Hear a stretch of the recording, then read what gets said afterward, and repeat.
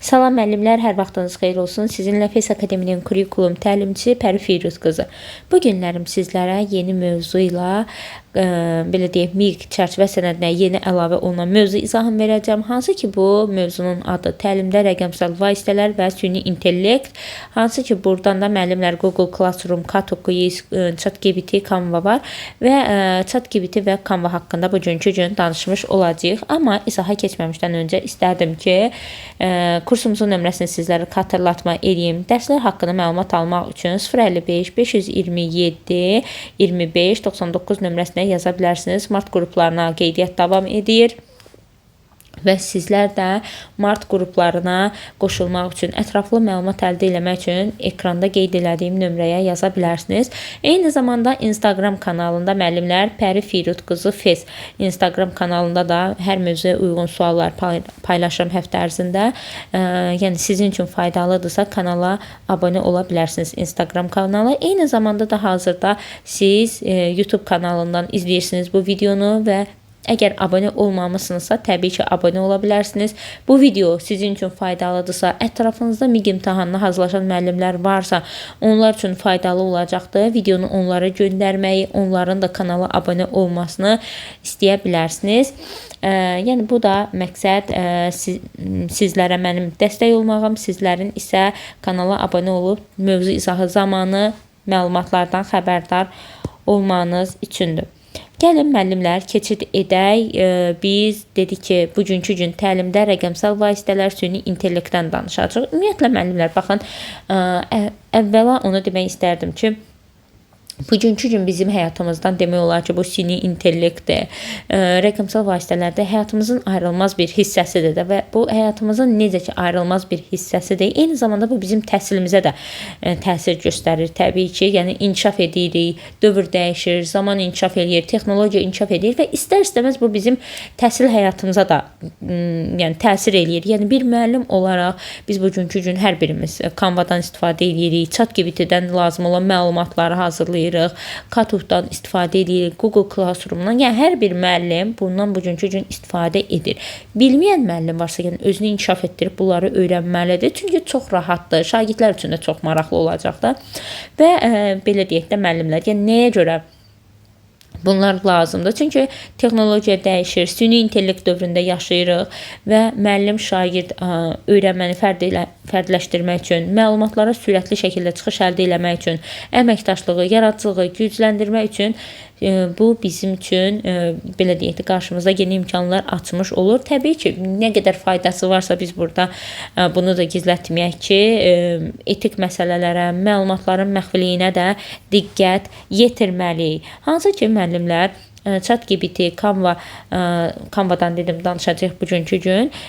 Google Classroom var, Kato var. Yəni bunlar süni intellekt əsaslı platformalar dərs prosesini təşkil etməklə, dərs resurs yaratmaqla, qiymətləndirmə aparmaqla, oyun elementlərini motivasiya etmək üçün istifadə olunur. Məsəl üçün, şagirdlərə keçəcəyim mövzunu mən oyun formatında istifadə etmək istəyirəmsə, oyun kimi, məsələn, milyonçu şousunu necə görmüsünüz, indi ən azından milyonçu şou verilişinə baxmışıq. Yəni o tipdə bir dərsimi qurmaq istəyirsəmsə, Kato proqramından istifadə edə bilərəm. ChatGPT-dən lazım olan məlumatları mənim üçün hazırlanmasını istəyə bilərəm. Canva-dan şəkillər, videolar mövzuma uyğun hazırlaya bilərəm. Yəni bu şagird üçün çox faydalıdır. Eyni zamanda uşağın dərsə qarşı marağını artırır. Bir növdə müəllim olaraq bizim işimizi rahatlaşdırmış olur da. Yəni müəllimə tapşırıqları strukturlaşdırmaq, dərhal rəy vermək, şagirdin inkişafını izləməsi, fərqli səviyyəli şagirdlər üçün fərdiləşdirilmiş tapşırıqlar hazırlamağa, yəni bunların hər biri bizim üçün şərait yaradır. Eyni zamanda yəni mətn, şəkil, digər məzmun yaradan süni intellekt modelləri də mövcuddur və bir müəllim olaraq biz bunlardan istifadə ediriksə, bir növ belə deyim də bizim işimizi rahatlaşdırır. Dərs planlaşdırılmasını, resursların yaradılmasını səmərəli təmin edir. Amma gəlin bir nüansa da nəzər yetirək müəllimlər. Yəni rəqəmsal platformalardan, süni intellektdən bugünkü gün biz istifadə edirik. Yəni məqsədimiz budurmu? Xeyr, məqsədimiz bu olmalı deyil. Məqsədimiz bəs nədir? Vəsait olaraq biz bundan əlavə nələrisə qatqı qatmaq istəyiriksə, şagirdlərə faydalı olacaq nələrsə əlavə eləmək istəyiriksə, təbii ki, bunlardan biz istifadə etməliyik. Yəni əsas məqsəd şagirdin analitik tənqidi təfəkkürünü inkişaf etdirməyimiz, rəqəmsal savadlılığını inkişaf etdirməyimizdir. Təbii ki, nə qədər bizim üçün faydalıdırsa, biz ondan şuurlu şəkildə istifadə etməliyik. Yəni biri var ondan asılı olaq, biri var biz bunu istifadə ediriksə, şuurlu şəkildə istifadə edək. Məsələn, bugünkü gün mən Instagram, YouTube istifadəçisiyəmsə, bütün gün lazımlı, lazımsız şəkildə Instagramda vaxt keçirdim, YouTube'da vaxt keçirdim. Təbii ki, bu mənim ilk olaraq düzgün həyat keçirməmə tərzimə gətirib çıxardacaqdır və əlavə olaraq da gün ərzində mənim görüləcək işlərim var ki, onlara vaxt çatdıra bilməyəcəm. Yəni baxın, Instagram da hətta demək olar ki, günümüzün çox hissəsini alır. Yəni 5 dəqiqəlik bir şey üçün baxırsan, bir də ayılırıq ki, üstündən 1 saat, 2 saat keçib də. Yəni istər-istəməz insanı cəlb eləyir də. Hətta ki, bizim öyrədəcəyimiz şagirdlərdirsə, az yaşlı uşaqlardırsa, istər-istəməz aidəçilik yaradır. Təbii ki, biz bunu uşaqlara aşılamalıyıq. Texnologiyadan istifadə ediriksə, ondan məqsədli şəkildə istifadə etməliyik. Yəni şuurlu şəkildə uşaqlar bundan öyrənməlidirlər. Asılı vəziyyətdə qalmalı deyillər. Hansı ki, bugünkü gün hər bir uşaq demək olar ki, telefondan asılı vəziyyətdədir. Amma biz bunu təhsildə şagirdləri uzaqlaşdırmalıyıq telefondan. Yəni konkret olaraq da demirəm, təmiz uzaqlaşdırmalıyıq. Çünki texnologiya dövrüdür. Uşaq bunu istifadə etməlidir, amma səmərəli şəkildə istifadə etməlidir də təbii ki. Və şuurlu şəkildə öyrənmədən danışdıq. Bunun üçün də məktəbdə müəllim texnologiyanı, kurikulum, qiymətləndirmə, sinfin idarə edilməsini uzlaşdıran aydın strategiya qurmalıdır. Eyni zamanda UNESCO-nun və İqtisadi Əməkdaşlıq İnkişaf Təşkilatı kimi qurumların hazırladığı sənədləri nəzərə alaraq həm imkanları, həm də riskləri balanslı şəkildə idarə etməliyik. İndi isə gəlin müəllimlər ChatGPT-dən danışaq. Hansı ki, bir müəllim olaraq demək olar ki, heç müəllim olmayanlar belə bugünkü gün ChatGPT-dən istifadə edir. ChatGPT süni intellektə əsaslanan, insanlarla söhbət edilmiş kimi təbii dildə başa düşən və cavab verən rəqəmsal köməkçidir. Yəni bugünkü gün kimə baxırsan demək olar ki, hər bir şəxs, hər bir insan ChatGPT-dən istifadə edir. Yəni ona internet üzərində proqram yükləməklə daxil ola bilərik. Və bunun bizə nə kimi dəstəyi var? Məlumatları toplamaq və eyni zamanda esse yazırıqsa, məktub yazırıqsa, məqalə hazırlayırıqsa, redaktə ediriksə, yəni bu bizə ChatGPT dəstək olacaqdır. Məsəl üçün, hər hansı bir xarici dildə məndə mənbə var, mövzu var. Mən onu tərcümə eləmək istəyirəm. Öz dilimə, Azərbaycan dilinə tərcümə eləmək istəyirəm və onu ChatGPT-yə deyəndə saniyələr içərisində tərcümə edir və insana geri ötürür. Yəni, layihə hazırlamaq üçün ideya toplamaq, müəyyən hallarda şəkillərlə bağlı izah, təhlil vermək kimi bacarığı vardır. Təqdim edilən təlim materiallarından ChatGPT insanlara düşünməyə, yazmağa, problemi həll etməyə kömək edən ağıllı bir vasitədir. Yəni, baxın, bir sualı ötürürük, o bizə həmin mövzu ilə bağlı izah verir. Yəni, ağıllı köməkçi rolunu oynayır bugünkü gün bizə. Və yəni, bir növ belə deyək də, universal məsləhətçi kimi biz bunu düşünə bilərik. Sualı verirsən və süni intellekt öz bilik bazası vardır. Dil bacarığına əsasən məntiqi şəkildə, ardıcıl şəkildə mümkün qədər cavab verməyə çalışır. Və müəllimlər ChatGPT-nin insanı əvəz edirmi? Xeyr, əvəz eləmir. Amma insanın işini rahatlaşdırır, fikir formalaşdırmağa, mətn üzərində işləməyə kömək olur. Məsəl üçün, bir məqalə yazmaq istəyirəm, bir esse yazmaq istəyirəmsə, onu mən süni intellektdə, mövzunun adını deməyim kifayətdir. Həmin mövzuda mənə esseni təqdim eləyəcəkdir. Yəni, baxın, mənim işimi rahatlaşdırdımı? Rahatlaşdırdı. Amma insanı əvəz etmədi təbii ki. Və ChatGPT-dən də biz gündəlik həyatımızda da, istər iş həyatımızda da özümüzə faydalı olacaq şəkildə istifadə edə bilərik. Və burada hissədə qeyd etmişəm müəllimlər, OpenAL, sual verə bilərsiniz, OpenAL nədir? OpenAL dedikdə müəllimlər, yəni süni intellekt sayəsində fəaliyyət göstərən araşdırma və texnologiya şirkətidir və bunların da məlumatına görə istifadəçilərin xeyli hissəsi onu praktik məsləhətlər almaq üçün, məlumat axtarmaq üçün, müxtəlif mətnləri, məsələn, məktubdur, essedi, hesabatdır, təqdimatdır, yazmaq, redaksiya etməsi üçün işlədilir. Hansı ki, bu Epinal bir texnologiya şirkətindən verdiyi məlumatdır ki, insanlar ChatGPT-dən daha çox məsələn, məktub yazmaq üçün, hesabatın aparılması üçün, təqdimat hazırlanması üçün və yaxud redaksiya üçün istifadə edirlər. Eyni zamanda ideya toplamaq, beyin həmləsi aparmaq, məlumatları xülasə eləyib daha sadə dillə izah etməsini, kod nümunələri hazırlanması, texniki məsələləri analiz etmək üçün ChatGPT vaxt qazandıran, məhsuldarlığı artıran bir vasitə rolunu oynayır. Eyni zamanda təhsil sahəsində də ChatGPT-dən düzgün şəkildə biz istifadə etməyi bilməliyik. Yəni ChatGPT-dən necə deyim, şagirdlər də, müəllimlər də bundan bugünkü gün istifadə edir, amma yenə də biz bundan düzgün şəkildə istifadə etməliyik. Yəni şagirdlər üçün isə şagirdlərin fikirlərini strukturlaşdırır, çətin olan sözləri şagirdlərə izah eləyir, qaralama mətnə rəy verməyə, yazı bacarığını inkişaf etdirməyə köməkçi olur. Müəllim üçün isə dərsi planlaşdırmağa, qiymətləndirmə meyarlarının, rubriklərinin hazırlanmasına, tapşırıq ideyalarının formalaşmasına, fərqli səviyyədə şagirdlər üçün belə deyək, hər bir şagirdin öyrənmə tərzi var və öyrənmə tərzinə uyğun olaraq fərdiləşmiş izah nümunələri hazırlayaraq müəllimin işini sanki yüngülləşdirir. Eyni zamanda da müəllimlər rəsmi sənədlərdə, tövsiyələrdə açıq şəkildə qeyd olunur ki, mətnlər tamamilə ChatGPT-yə yazdırmaq öyrənmə prosesini zəiflədir. Çünki burada insanın öz beyni ilə inkişaf eləmir də.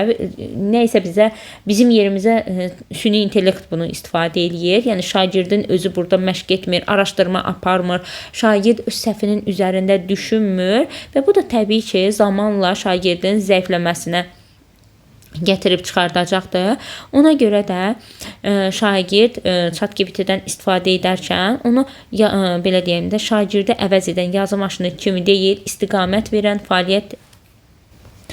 fəaliyyətində daha çox işi öz öhdəliyinə götürməlidir. Yəni hər bir şeyi ChatGPT-yə hazırlatmaq təbii ki, bu bizim zamanla zəifləməmizə gətirib çıxardacaqdır. Və yenə də burada əsas məsuliyyət şagirdin üzərinə düşür. Şagird özü araşdırmalıdır, tənqidi, analitik təfəkkürünü, məntiqi təfəkkürünü inkişaf etdirmək üçün yəni daha çox işi özü görməlidir. Bəs süni intellektdən niyə istifadə edirik? Bizə araşdırmaya aparmağa istiqamət verməsi üçün, yol göstərməsi üçün də. Eyni zamanda müəllimlər yəni təkcə mətnlə yox, şəkillə, səsli şəkildə də işləmə imkanı verir. Yəni artıq multimodal köməkçiyə çevrilir.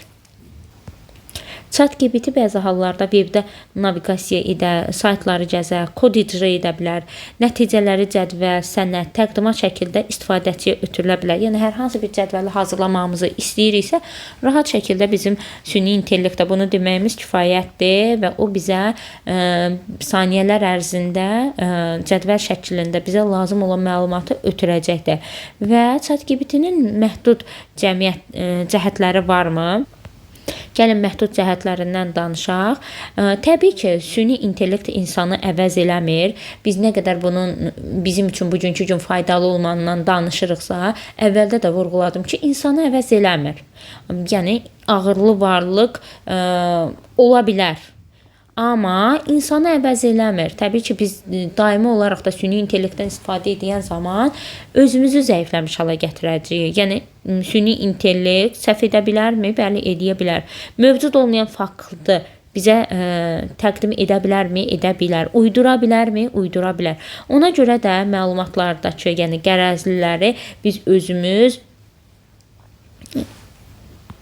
araşdırma eləyib onun bizə ötürdüyü məlumatın nə qədər doğru, nə qədər yanlış olduğunu, yəni üzə çıxartmalıyıq.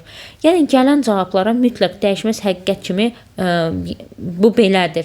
Süni intellekt bunu dedi, belə də olmalıdır. Bu yanaşmadan baxmalı deyilik. Yəni çünki süni intellekt də səhv eləyə bilər. Yəni xüsusilə də elmi, hüquqi, tibbi, yüksək məsuliyyət tələb edən qərarlarda tənqidi düşüncə, əlavə mənbələrlə yoxlamaq, etik qaydada istifadə olunmalıdır. Yəni bilirəm ki, bugünkü gün bu mövzunu dinləyən hər bir şəxs süni intellektdən istifadə edir bir çoxunuz və hətta bizə tibbi sahədə də nələrsə lazım olanda biz süni intellektə ChatGPT-yə yazıb məlumat almağa çalışırıq. Amma təbii ki, onun bizə dediyi hər məlumat doğrudurmu? Xeyr, bəzən yanlışa da yol vermiş olur. Bunu da diqqətimizdə saxlayaq. Yəni müəllimlər, bir sözlə ChatGPT məlumat və yaxud ideya üçün güclü köməkçidir, amma son qərarı yenə də biz özümüz verməliyik. Süni intellekt nə qədər faydalıdırsa, bugünkü gün insanı əvəz edə bilmir. Ümumiyyətlə mən düşünürəm ki, yəni bu öz fikrimdir, nə qədər texnologiyada inkişaf etsə, insanı heç nə əvəz eləyə bilməz. Yəni nə qədər biz bugünkü gün araşdırırıq, öyrənməyə çalışırıq, düzdür, süni intellekt dövründəyik. Bizim günlərlə, aylarla oxumağa çalışdığımızı o saniyələr içində bizə ötürə bilər, ideya verə bilər, amma yenə də insanı əvəz edə bilməz. Canva haqqında da artıq gəlin keçək izaha. ChatGPT haqqında yetəri qədər danışdıq. İndi isə digər ekrana PDF-i gətirim. Canva haqqında keçək edək danışaq. Ekrana gətirdim hazırda Canva-nı və Canva nədir? Biz bundan nə üçün istifadə edirik? Təhsil üçün Canva-dan danışaq müəllimlər. Yəni bu da rəqəmsal alətlərdən Canva bir növ təhsil mühitinin əlçatanlığını, istifadənin rahatlığını, müəllim-şagird fəaliyyətində uyğun zəngin dizayn imkanlarının seçildiyinə görə ən çox istifadə olunan platformalardan biridir deyə bilərik. Yəni bir müəllim olaraq zənnimcə hər kəs bundan istifadə eləyir. Çox faydalıdır Canva və belə deyək də Canva-dan istifadə eləyərkən, yəni minlərlə tədris şablonu, qrafik, təqdimat, tapşırıqlar, müəllim bunu dərsdə vizual olaraq şəkil kimi də istifadə edə bilərik, video şəklində də istifadə edə bilərik. Yəni bu bizim üçün bir növ işimizi rahatlaşdırır da və tədqiqatlar da göstərib ki, vizual resurslarda istifadə edən bir müəllim şagirdlər tərəfindən daha tez mövzunu qavrayırlar və şagird öyrəndiyini də, gördüyünü də daha uzun müddətli yaddaşında saxlayır. Yəni Canva-nın imkanları müəllimə informasiya yükünü azaltmaq, eyni zamanda da vizuallaşdırmanı geniş şəkildə bizə verdiyinə görə biz bir müəllim olaraq dərsimizə uyğun olaraq şəkilləri, slaydları seçə bilərik. Dərsimizə uyğun olaraq bunu özümüz yığa bilərik təbii ki. Və bundan başqa da təhsil üçün Canva versiyası müəllim-şagird təlim prosesində əməkdaşlıq, layihə əsaslı öyrənmə, yaradıcı tapşırıqların təşkilini asanlaşdırır. Canva qrafik dizayn aləti olmaqla yanaşı, eyni zamanda da müəllim və şagird üçün təqdimatların, tədris vərəqlərin, posterlərin, rubrikaların, interaktiv tapşırıqların, dərs videolarının hazırlanmasını bizə kömək eləyir. Və Canva-dan danışırıqsa, Canva-nın nə kimi üstünlüyü var? Gəlin bu haqqda danışaq. Canva-nın üstünlüyü nədəndir? Vizual öyrənməni gücləndirir. Sinif otağında vizual öyrənmə tərzinə sahib şagirdlərimiz varsa, bunlar üçün çox faydalı olacaq da. Yəni vizual öyrənməyə görə uşaq göz yaddaşı ilə daha çox yadında saxlayır, vizual öyrənməni gücləndirir. Şagirdlər məlumatı 60% daha yaxşı yadda saxlayırlar. Eyni zamanda da kreativliyi və problemin həllini artırır. Şagirdlər öz biliklərini dizayn yolu ilə yenidən qururlar. Real vaxtda bircə iş imkanı, əməkdaşlığı dərstləyir, öyrənmə tərzinə, yəni sinif otağında bilirik ki, şagirdlərimiz müxtəlif öyrənmə tərzinə sahibdir və bunların hər birini nəzərə almaq üçün universal dizayn təlimini reallaşdırmış olur. Və müəllim dərsə uyğun olaraq materialları dizayn etməklə öz dərsini qurub yarada bilir. Və tədrisdə Canva-nın istiqamətinin belə istifadə istiqamətləri hansılardır? Gəlin bunlardan danışaq. 4 istiqamət var burada müəllimlər. Dərsin izah hissəsi, qiymətləndirmə üçün, şagird fəaliyyəti üçün və inklüziv təhsil üçün biz Canva-dan yəni istifadə edə bilərik. Dərsin izah hissəsi üçün dedikdə müəllimlər, yəni biz burada slayd hazırlayırıq, qrafiklər, sxem yaradırıq ki, öyrənməni effektiv şəkildə şagirdlərə çatdıraq. Bir də var qiymətləndirmə üçün rubriklərin hazırlanması, yəni formativ qiymətləndirmə vərəqi. Məsəl üçün çıxış bileti nümunələrini hazırlaya bilərik, özünü qiymətləndirmə kartlarını hazırlaya bilərik ki, Canva-da.